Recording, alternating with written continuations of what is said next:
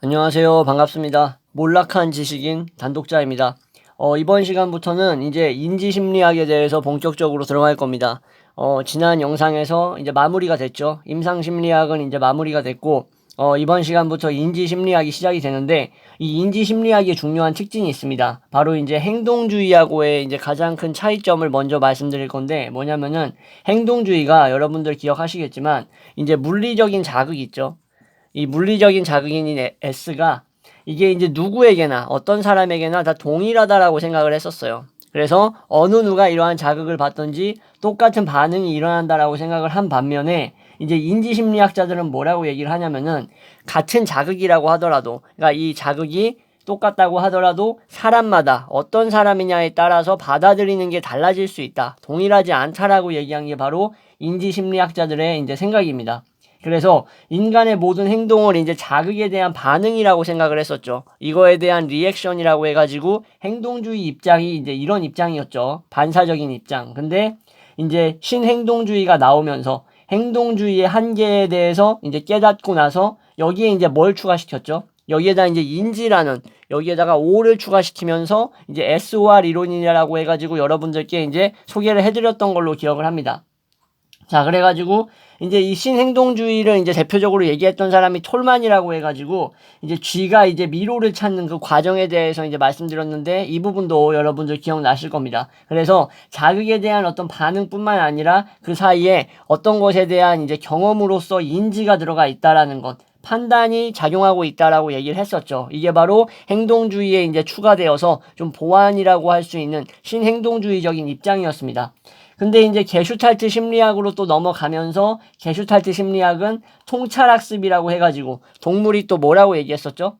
이 동물은 사고에 의한 인지작용이 필요하다. 그래서 이러한 인지작용을 통해서 어떤 것을 판단한다라고 얘기를 해드렸고, 그래서 이것으로 이제 예를 어떤 걸로 들었냐면은 바로 원숭이가 이 창살 안에 갇혀 있는데, 고양인지 원숭인지 아무튼 갇혀 있는데, 이제 여기 바깥에 이제 뭐가 있는데, 이거를 이제 뭐 바나나든가 생선이 있겠죠. 그거를 이제 손을 뻗어야 되는데 뻗어도 잡히지가 않았을 때 이 우리를 탈출하려고 별짓을 다 하다가 이제 여기 무슨 뭐 배너 같은 줄 같은 게 있어가지고 이거를 당겼을 때 여기에 있는 이제 작은 문이 열리면서 이제 고양이가 밖으로 나가서 이거를 쟁취했다라는 것을 말씀드렸습니다. 이런 식으로 하다 보면은 다시 또 여기 안에다가 고양이를 가뒀을 때 맨 처음에 나가는 데까지 걸린 시간보다도 점점점 시간이 갈수록 단축된다. 왜 그러냐? 바로 여기에 있는 레버를 당기는 시간이 축소된다라고 말씀을 드렸었죠. 이게 바로 시행착오 학습이라고 해가지고 여러분들께 또 영상으로 보여드렸던 걸로 기억합니다. 그래서 원숭이든지 뭐 고양이든지 간에 이러한 시행착오 학습을 통해서 이렇게 자기가 원하는 것을 획득하는 이러한 과정, 이러한 것들을 바로 이제 게슈탈트 심리학의 통찰학습적인 실험으로 이제 보여드렸었던 거고, 그래서 이제 이런 식으로 게슈탈트 심리학마저도 인지라는 것이 반드시 존재한다라는 것, 자극과 반응 사이에 이 O라는 것의 존재를 이제 말을 했었죠. 명시를 했었죠. 자, 이후에 그리고 나서 이제 컴퓨터가 개발이 되면서, 그죠? 거의 뭐 20세기에 컴퓨터가 본격적으로 개발이 되면서, 이제 인간 특유의 이제 기능이라고 할 수 있는 지각이라든가 기억, 그리고 사고방식 같은 것들, 어떤 인간 고유의 이러한 것들이 컴퓨터 정보 시스템, 컴퓨터 처리 시스템으로 이제 치환되면서, 여기서 이제 이거를 적용시켜가지고, 인간의 마음, 인간이 가지고 있는 이 마음의 구조를 이제 연구하고자 하는 이러한 이제 학문이 나타납니다. 이게 바로 이제 인지심리학이라고 부를 수 있는 거예요. 지금까지 이제 제가 여러분들께 영상을 말씀드리면서, 영상에서 내용을 말씀드리면서, 지금까지 우리가 공부했던 심리학을 한번 훑었어요. 그죠? 뭐 행동주의, 신행동주의, 게슈탈트 심리학, 통찰학습 뭐 이런 것들 다 말씀드렸는데, 그 과정이 이제 지나오면서 인지심리학에 도달했을 때는 좀 비교적 그나마 최근의 어떤 내용이라고 볼 수 있는 거예요. 그나마 이제 비교를 했을 때 상대적으로. 그래서 예를 들어서 이제 우리가 인간이 어떤 자극을 받아들이죠. 자극을 지각으로 받아들일 때 어떻게 받아들이냐? 컴퓨터 같은 경우에는 입력이라는 게 있죠. 인풋이 있겠죠. 인풋이 있으면은 이것을 하드웨어를 통해서 바로 이것이 소프트웨어로 들어가게 되죠. 그래서 이 소프트웨어 프로그램을 통해서 이것이 인식되고, 이러한 인식되는 과정, 여기에 이 과정이 바로 인지심리학에서 말하는 그 인지가 바로 이 과정이라고 볼 수 있는 거예요. 그죠? 프로그램, 소프트웨어. 그래서 이러한 인지는 우리의 어떤 뇌와 마음이라고 볼 수 있는 거고요. 그래서 우리가 행동으로 옮겨지죠. 우리 머릿속에서 마음에서 어떤 생각을 하고 어떤 걸 깨닫고 나서는 실제 행동으로 옮기게 되는데 이러한 행동 과정이 뭐다? 바로 출력이라고 보시면 될 것 같습니다. 지금 화면이 좀 아래로 내려가가지고 안 보이는데 다시 적도록 하겠습니다. 이 표라고 해야 되나? 이 과정은 이 기계와, 그러니까 컴퓨터하고 인간의 어떤 뭐랄까 지각, 이러한 기억 사고 회로를 일종의 비교해 볼 수 있게 제가 설명을 해드린 거예요. 자극이 있을 거고, 여기서는 이제 인풋이 있겠죠. 그죠? 인풋이 있을 거고, 그래서 자극이 뇌하고 어디로 들어가죠? 우리의 마음으로 들어가죠. 그죠? 그래서 이러한 과정들이 의식으로서 인지라고 부를 수 있는 거고, 이것들이 바로 하드웨어를 통해서 바로 소프트웨어로 적용이 되는 거죠. 컴퓨터랑 이제 비교를 해봤을 때, 그죠? 이렇게 됐을 때 이제 우리가 이것으로부터 깨닫고 나서 행동으로 옮겨질 때 하드 소프트웨어는 바로 출력이라는 것으로 우리에게 보여주죠. 그죠? 이런 과정을 이제 놓고 보면은 인지심리학이 어떠한 메커니즘으로 흘러간다라는 걸 여러분들이 이제 이해하실 수가 있는 겁니다. 자, 그래서 오늘은 바로 이 조지 밀러라는 이 미국의 인지심리학이 상당히 유명한 사람이 있어요. 이 밀러 교수가 얘기했던 매지컬 넘버 7이 상당히 유명한데 그 매지컬 넘버 7이라는 것과 단기 기억, 장기 기억, 그리고 청크에 대해서 말씀드리려고 합니다. 그래서 오늘은 좀 제가 이렇게 영상을 빨리빨리 진행하는 이유가 원래 같으면 뭐 여담도 좀 섞고 그러는데 오늘은 좀 그럴 시간이 없어요. 그래서 먼저 이제 단기 기억하고 장기 기억에 대해서 먼저 말씀을 드릴게요. 이런 거 같은 경우에는 여러분들이 심리학을 굳이 접하지 않더라도 살면서 많이 들어보셨을 텐데, 자, 이제 뭐 수초에서 수십 초 정도, 뭐 약 대략 뭐 1분 이내에 사라져버리는 이러한 기억들을 단기 기억이라고 볼 수 있는 거고, 그리고 뭐 며칠 뿐만 아니라 뭐 몇 개월, 뭐 수십 년이 지나도 유지되는 것을 장기 기억으로 볼 수 있겠죠. 이런 것들이라고 볼 수 있는데, 이제 이런 식으로 우리가 기억을 나눴을 때, 자, 단기 기억을 장기 기억으로 전송하는 이러한 행위 같은 게 있겠죠. 그죠? 인간에게 있어서. 이러한 것들은 뭐 과학적으로 봤을 때도 상당히 많이 지금 현대사회에 알려져 있는 걸로 알고 있는데, 그래서 기억이라는 것이 중요하다. 이 인지심리학에서는 이 기억 연구가 바로 이 심리학의 테마예요. 인지심리학의 테마. 기억이라는 것은 뭐다? 우리가 경험한 것들, 살면서 경험한 것들을 일종의 저장작용을 하면서, 그리고 이것을 나중에 꺼내는 거죠. 아, 내가 뭐가 기억났다, 옛날에 했던 게 생각났다라는 건 결국 저장되어 있는 걸 꺼낸다라는 의미인 거고, 한마디로 일종의 기능인 거죠. 그죠? 그래서 우리는 이 오감으로 받아들인 것들 중에서 여기서 이제 감각기관을 통해 받아들인 정보는 몇 개는 걸러지고 또 몇 개는 우리에게 장기 기억으로 남게 되죠. 그죠? 대부분의 이제 받아들여진 것들은 심지어 제가 말하고 있는 이러한 목소리조차도 1분 이내에 다 사라져 버립니다. 머리에 남지 않아요. 그러다가 정말 뭔가 임팩트 있거나 중요하다고 생각되는 것만 장기 기억 장치로 이동돼 가지고 우리가 기억을 하고 있죠. 그죠? 그래서 이렇게 감각 기억이 결국 단기 기억으로 갔다가 단기 기억에서 결국 장기로 넘어가는 과정이 반드시 인간에겐 존재한다. 그래서 인간의 기억은 세 가지로 이루어져 있는데 감각 기억, 단기 기억, 그리고 장기 기억으로 볼 수 있는 거예요. 근데 이제 단기 기억으로 들어간 정보 중에서 인상적인 것들이 있겠죠. 그러한 것들이 제가 말씀드렸다시피 리허설이 이루어졌다라고 표현을 하는데, 이러한 것들이 바로 장기 기억으로 이제 저장고로 전송이 되는 거고, 그렇게 해서 여기에 장기 기억이라는 곳에서는 되게 막대한 이러한 용량의 이제 기억들이 들어가 있는 거죠. 그죠? 그래서 장기 기억의 저장고에 들어가 버리면 기억이 여기에 장기간 머물면서 필요에 따라서 꺼냈습니다. 우리가 어떤 경험이라는 게 상당히 인상 깊었을 때, 문학작품을 읽었을 때, 철학책을 읽었을 때 남았던 인상 깊었던 구절, 기억들이 계속 머리에 남아있는 것들이 바로 여기에 저장되어 있기 때문이고, 이것이 언제든지 그것을 적용시킬 수 있는 필요한 상황이 됐을 때 끄집어져 나와진다라는 거죠. 그래서 이러한 장기 기억 중에서도 나눠질 수가 있다라고 봤습니다. 두 가지로 나눠질 수 있다라고 봤는데, 절차 기억으로 나눠지고 서술 기억이라고 나눠진다라고 여러분들 아시는 분들은 이미 알고 있을 거예요. 여기서 절차 기억이라는 것은 이런 거예요. 뭐 예를 들어서 뭐 자전거 타는 법 같은 거, 이런 것들 뿐만 아니라 뭐 풀 사용법, 뭐 본드 사용법, 뭐 이런 것들 있죠. 그래서 한마디로 언어로 기억하는 게 아니라 뭐로 기억한다? 몸으로 기억하고 있는 것들을 절차 기억이라고 부르는 거고요. 그리고 서술 기억이라는 것은 언어와 이미지로 기억할 수 있다라는 거예요. 언어와 이미지. 그래서 서술 기억이 또 둘로 나뉩니다. 여기서는 일화 기억이라고 해가지고 나뉘고, 여기에 또 의미 기억이라고 해서 나뉩니다.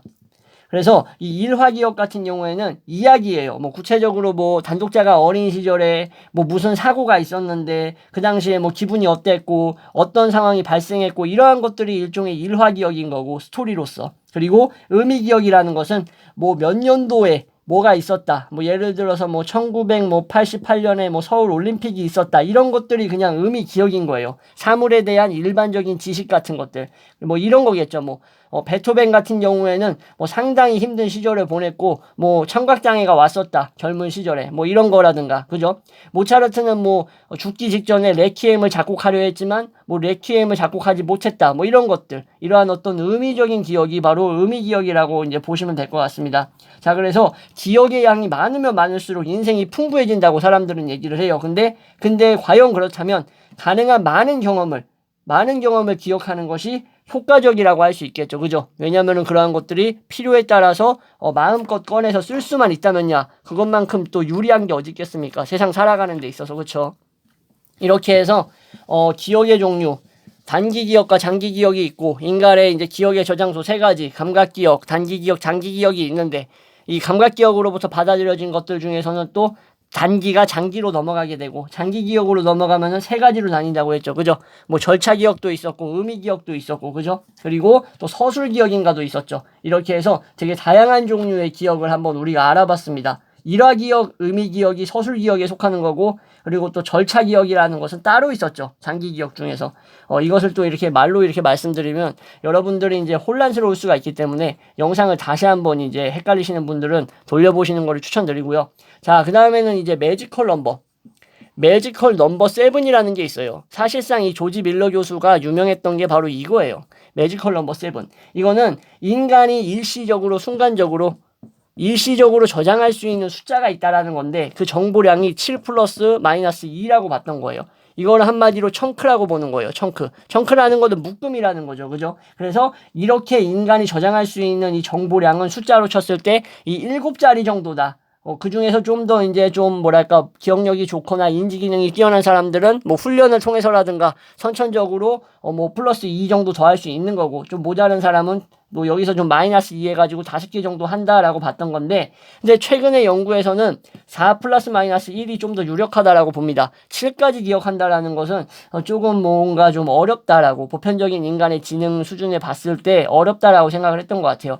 제가 봤을 때 여담인데 세월이 흐르고 흐를수록 인간들의 어떤 이러한 뭐랄까 가볍고 얄팍해지는 이러한 두뇌를 이제 생각을 해보면 아마도 이제 좀 세월이 흐르면은 뭐 한 3 플러스 마이너스 1 정도 해야 되지 않을까?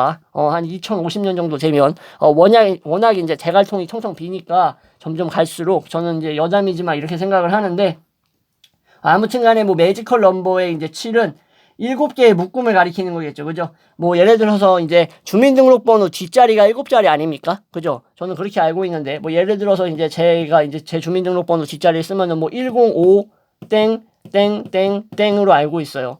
물론 뭐 저는 정확하게 알고 있지만 여기서 이제 쓰면 안 되니까 이렇게 말을 하는 건데 자 105 땡땡땡땡 7자리지 않습니까? 뭐 이런 식으로 7자리를 이제 인간이 일시적으로 저장할 수 있다 청크로서 봤던 거예요. 근데 이제 사람들이 이제 뭐 11자리라던가 이런 거는 이제 기억을 이제 하기가 어렵겠죠. 그죠? 근데 이제 이런 것을 기억하기 쉽게 하려면은 세묶음으로 이제 나눠가지고 기억하는 것도 좋다라는 얘기도 있습니다. 3자리씩. 자, 이렇게 기억하면은 좋다. 그래서 기억의 저장고 같은 경우에는 아까 말씀드렸다시피 감각, 단기, 장기가 있었죠. 그죠? 근데 장기 기억은 이제 용량이 이제 방대했었고, 단기 기억은 한계가 있었죠. 그죠? 이 밀러 교수는 단기 기억 중에서 용량이라는 것은 결국에는 예를 들어 숫자라고 치자면은 이제 7 플러스 마이너스 2 정도라고 주장을 했던 거예요. 그래서 이거를 매지컬 넘버 7이다 라고 얘기를 했던 겁니다. 자, 이렇게 이제 말씀드렸으니까 이제 이거를 이제 여러분들이 까먹으실 일은 없을 거라고 생각합니다. 너무나 간단하고 당연한 거기 때문에 다음은 이제 청크에 대해서 말씀드릴 건데 아까 좀 전에 간단하게 이제 그냥 물 흐르듯이 말하고 넘어갔었는데 정보의 묶음으로서 우리가 여기는 거예요. 묶음. 하나의 덩어리로서 기억할 수 있는 단위라고 생각하시면 될 것 같습니다. 그래서 이제 A라는 알파벳이 있으면은 뭐 이제 뭐 심리학을 뜻하는 이제 사이콜로지가 있겠죠. 철자 틀렸네. 사이콜로지가 있을 텐데 이러한 영어의 단어도 결국 하나의 묶음으로 인식하면은 1청크라고 볼 수 있습니다. A라는 알파벳 이니셜 하나도 1청크일 수 있고, 자, 이 사이콜로지라는 것도 하나의 단어지만 1청크라고 볼 수 있다. 자, 그러면은 인간 같은 경우에는 뭐 예를 들어서 뭐 18청크가 있으면은 이걸 한 번에 외운다라는 건 사실상 말도 안 되죠. 그죠? 그죠? 근데 이런 식으로 외우지 않고 예를 들어서 이걸 한번 써보겠습니다. 애플, 뭐 레몬, 뭐 이제 여기에다 이제 이렇게 썼어요. 이게 이제 뭐 17청크라고 볼 수 있는데 이거를 이제 나눠서 보는 거예요. 뭐 예를 들어서 애플 나눠서 보고 레몬 나눠서 보고, 그리고 이제 이거를 또 어프리컷이라고 나눠서 이제 보면은 이제 이렇게 해서 우리는 세 가지 청크로 보면은 외울 수 있는 거죠. 제가 여기서 말씀드리고자 하는 거는 바로 이거예요. 이걸 하나의 17, 18청크로 본다면은 쭉 나열하면은 이걸 한 방에 외울 수는 없다. 인간이 정말 힘들다. 오래 걸린다. 근데 이걸 어떻게 아까 말씀드렸다시피 3청크씩 나누는 거죠. 하나, 둘, 세 개 이런 식으로. 그러면 애플, 레몬, 아프리컷으로 나눠버리면 자, 어떻게 돼요? 우리는 이것을 쉽게 외울 수 있다라고 볼 수 있는 거예요.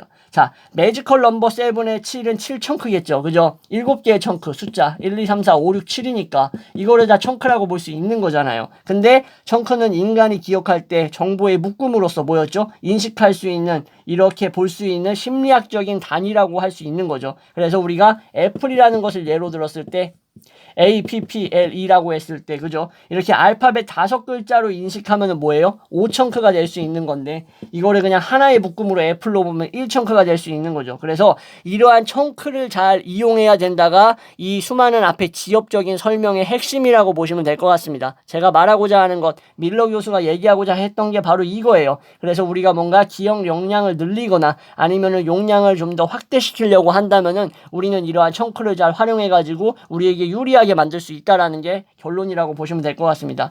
네, 이렇게 해서 오늘 청크와 매지컬 넘버 7, 그리고 기억의 여러 종류, 감각, 단기, 장기 중에서, 그죠? 서술기억, 절차기억이 있었죠. 그 중에서 이제 절차기억이었나? 서술기억에서, 그죠? 서술기억에서 일화기억이 있었고 또 뭐 있었죠? 의미기억이 있었죠. 그죠? 임의기억이 아니라 의미기억, 일화기억이 서술기억, 그죠? 그리고 절차기억이 있었고. 자, 그렇게 해서 이제 장기기억을 또 나눌 수 있다라고 말씀드렸었고. 네, 이 부분이 또 이제 헷갈리시는 분들 같은 경우에는 지금 제가 말씀드린 걸로 한 방에 안 헤어질 수도 있으니까 이 감각, 단기, 장기 부분은 한 번 더, 다시 한번 강조하지만 한 번 더 돌려보시는 거를 추천드립니다. 네, 이렇게 해서 오늘 영상 마무리하도록 할게요. 예, 시청해주셔서 감사합니다.